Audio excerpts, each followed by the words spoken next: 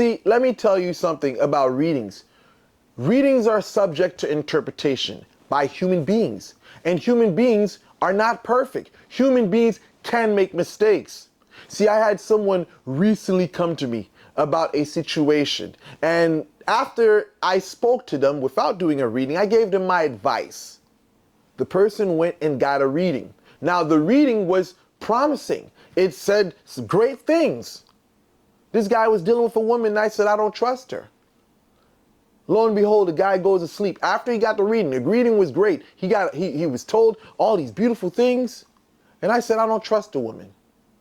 Days later, he wakes up, and I guess the woman thought he was asleep. He found her texting another man.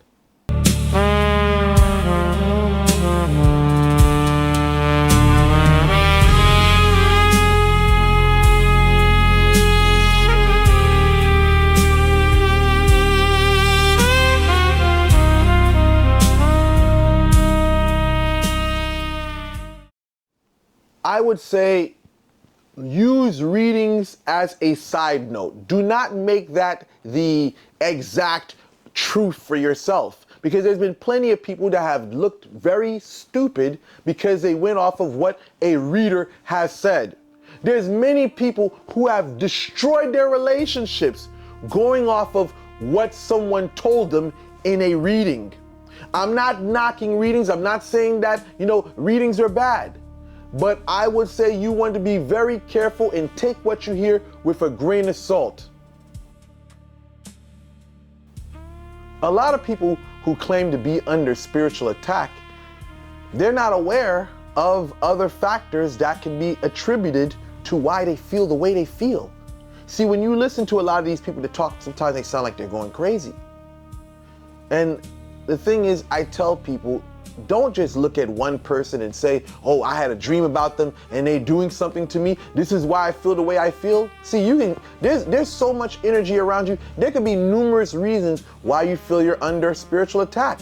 You can sat where someone sat who's suffering from depression. And if you're empath, you may walk away feeling depressed because you picked up their energy.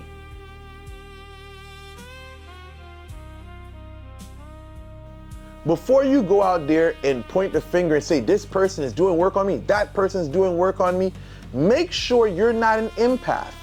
Because listen, I've spoken to people, they say they go to that spiritualist there, they go to that spiritualist there, and they go to that spiritualist there for cleansings and protections, and they still can't get rid of what they're feeling. See, in this case, sometimes I say, maybe you need to check yourself. And one thing I usually do is I ask a person, and I try to tell them, don't take it the wrong way, but have you ever been diagnosed with any forms of mental illness? Because some people that suffer from mental illness can have that experience where they feel like certain things is crawling inside of their body.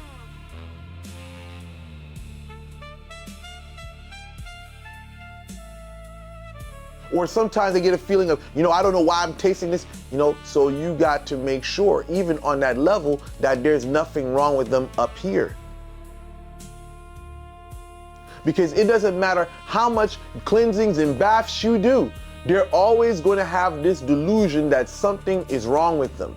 Now, if we're talking on a spiritual level and it's something spiritual, then that can be attributed to that person being an empath, where they're walking into an environment and they're soaking everything up. I've seen people who walked into environments and basically they left that environment and they started vomiting and throwing up because they picked up what someone else was going through. When a person does a love spell, ultimately what they're doing is placing artificial ideas and emotions within that person. So a person that never ever looked at you any type of way may start having sexual thoughts about you. Now when they around you, now they start getting these ideas that was never theirs to begin with.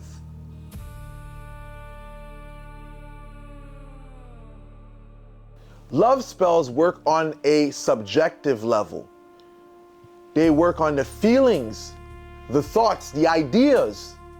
See, when you do a love spell on someone, it's not, oh, I don't have a free will. Look at it like this. A person who's not thinking about you because they don't have the thoughts, They don't have the urge or the feelings. So you can pretty much say their mind is somewhere else. Now, when you do a love spell on someone, what you're doing is placing artificial ideas and thoughts in their mind and feelings that's not theirs. And this is giving them the option of maybe I should go or talk to this person.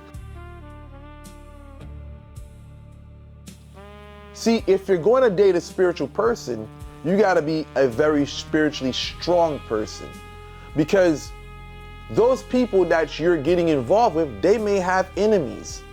And what happens in situations like this? Spiritual warfare.